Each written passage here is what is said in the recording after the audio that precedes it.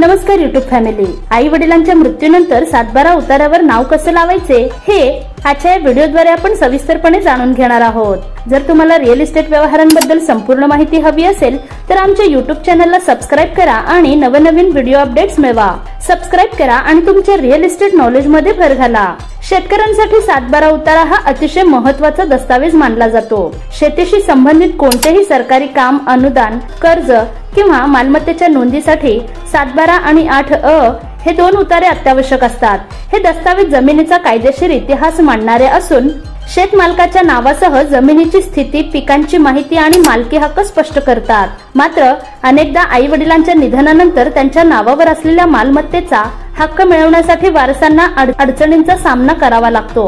विशेषतः तलाठी कार्यालयातील विलंब किंवा सहकार्याचा अभाव वारस नोंदणीची प्रक्रिया अधिक गुंतागुंतीची करतो. अशा वेळी नागरिकांकडे असलेले कायदेशीर अधिकार जाणून घेणे गरजेचे ठरते.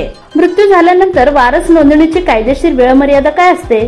तर जर एखाद्या व्यक्तीच्या नावे शेतजमीन किंवा स्थावर मालमत्ता नोंदलेली असेल आणि त्या व्यक्तीचा मृत्यू झाला तर त्याच्या वारसांनी 3 महिन्यांच्या आत वारस नोंदणीसाठी अर्ज करणे अत्यावश्यक असते. ही नोंदणी न केल्यास जमिनीच्या व्यवहारांमध्ये अडथळे येऊ शकतात. तर हा अर्ज कोण करू शकतो? तर मृत व्यक्तीची विधवा पत्नी किंवा विधुर पती, मृताचे मुले मुली, मृत व्यक्तीची आई हे सर्वजण त्या व्यक्तीच्या वारसत्वासाठी उत्तराधिकार प्रमाणपत्र किंवा अधिकृत वारसत्व सर्टिफिकेट मिळवण्यासाठी अर्ज करू शकतात.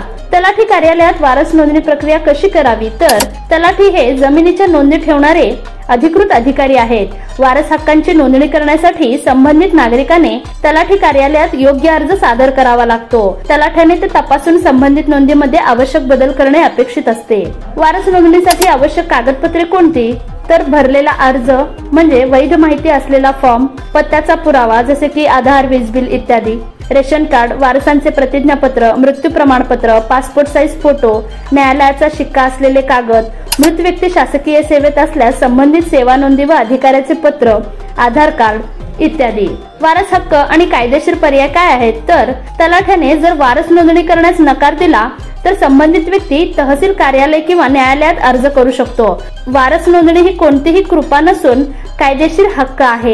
दरम्यान शेतजमिनीचा सातबारा उतारा म्हणजे केवळ मालकी नव्हे तर अनेक सरकारी योजनांमध्ये सहभागासाठी असणारे मुख्य दस्तावेज आहेत. मृत व्यक्तीच्या नंतर वारसांनी वेळेत योग्य कागदपत्रांसह अर्ज करून नोंदणी प्रक्रिया पूर्ण करणे आवश्यक आहे. यामध्ये अडथळे आल्यास कायदेशीर हक्कांचा उपयोग करून योग्य अधिकारी आणि पद्धतीचा आधार घ्यावा.